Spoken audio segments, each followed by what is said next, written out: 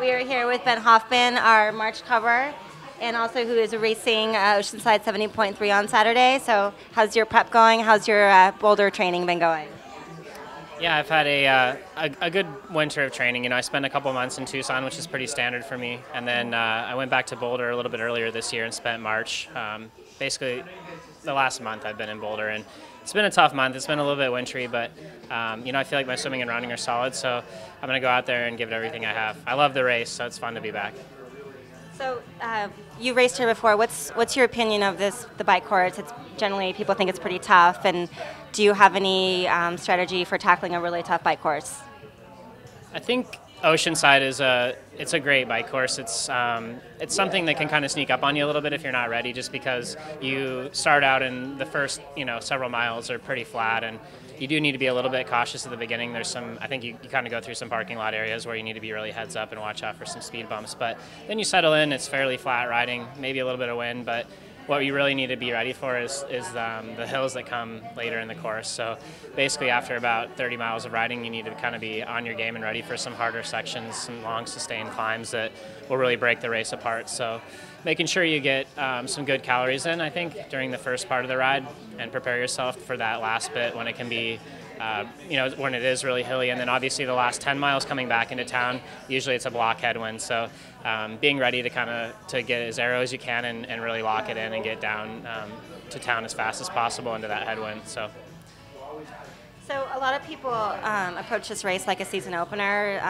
Everyone's out to test their early season fitness and kind of see where everyone else is at. Are you approaching this race that way? I know you raced in Pucon, but tell us about that experience and how you're approaching this race.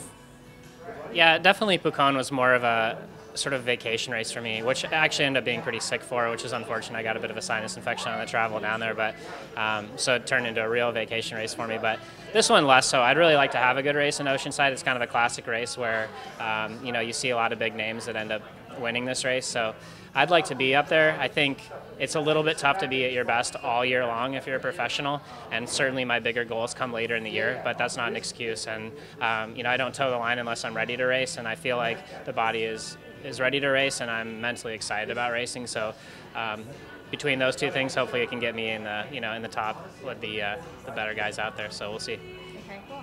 And then what will be your focus this season in terms of your A races? I know you won't be able to defend in St. George. I don't know if you have any thoughts on that, or just kind of what your season's looking like. Yeah, I mean, I'll go back to St. George. I'm a little disappointed that it's not a full Ironman event, but it's nice to see that they gave it the U.S. Pro Championship status.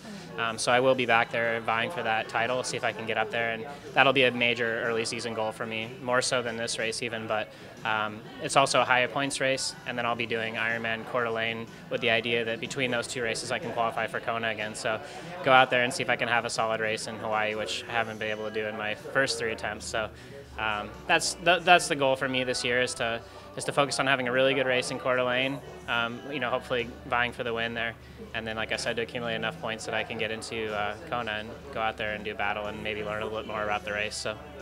And then in addition to some sponsors like Cliff Bar, Specialized, you have some pretty unconventional sponsors, wine, bacon, a car company, VW. How do you come to these pretty cool sponsors?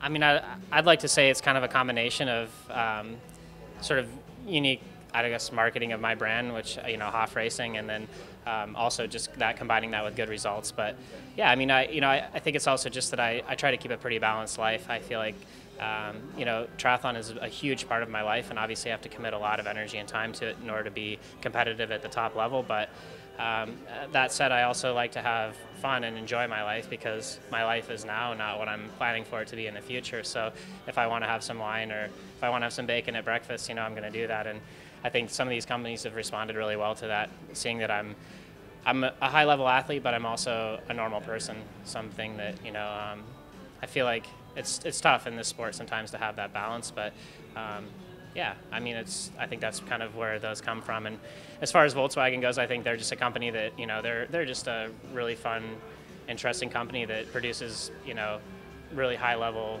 highly engineered vehicles. And, I think that kind of sort of slots in well with the triathlon realm, where you've got people that are highly engineered, highly tuned athletes that are vying for these top spots in races. So.